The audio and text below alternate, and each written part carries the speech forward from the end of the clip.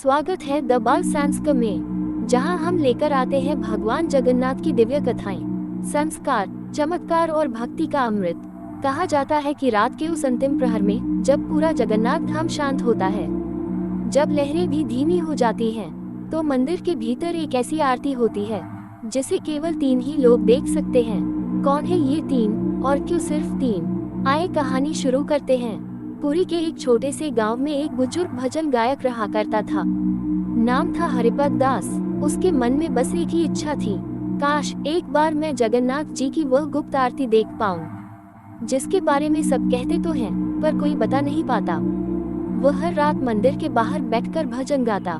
एक रात उसे पता चला कि मंदिर में रात 2 बजे एक अनोखी आरती होती है, जहां जगन्नाथ, बलभद्र और सुभद्रा के असली स्वरूप प्रकट होते हैं।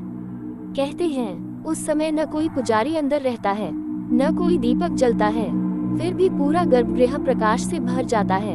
यह आरती देखने का अधिकार केवल 3 लोगों को होता है, मुख्य पुजारी, राजगुरु और वह सेवक जिसे रत्नाधारी सेवक कहा जाता है। इन तीनों को भी यह वचन दिया जाता है कि वे इस आरती में जो देखें उसे कभी किसी से कह नहीं सकते। हरिपद दास का चमत्कार। एक रात हरिपद दास भजन गाते गाते थक गया और मंदिर के पास ही सो गया। रात का दूसरा पहर, चारों ओर गहरी नीरवता। अचानक उसे लगा कि मंदिर से धीमी सी घंटियों की आवाज आ रही है। आंखें खोली तो देखा मंदिर का मुख्य द्वार स्वयं खुल रहा था। वह घबराया, पर कोई दिव्य शक्ति उसे अंदर की ओर खींचने लगी। जैसे ही वह सीढ़ियों पर पहुंचा, अंदर से इतनी तेज रोशनी फूटी कि उसकी आंखें अंधी सी हो गईं। और फिर उसने कुछ ऐसा देखा जो किसी भक्त ने कभी नहीं देखा था। जगन्नाथ जी स्वयं आरती की ज्योति में चमक रहे थे। उनकी आंखों में करुणा थी। बलभद्र जी मुस्कुरा रहे थे। सुभद्रा माँ का चेहरा चंद्रमा जैसे उज्जवल था।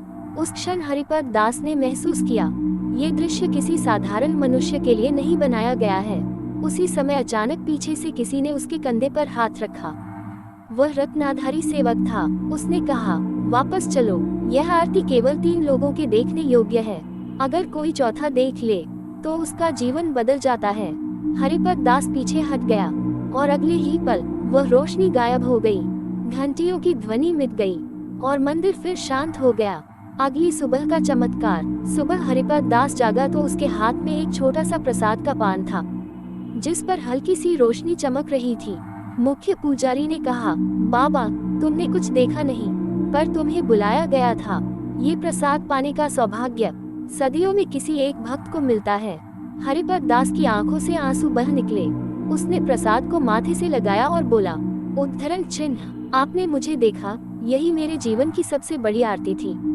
अगर कहानी ने आपके हृदय को छू लिया हो तो जरूर याद रखिए, भगवान जगन्नाथ की कृपा हमेशा उसी पर बरसती है जो भक्ति को जीवन का मार्ग मानता है।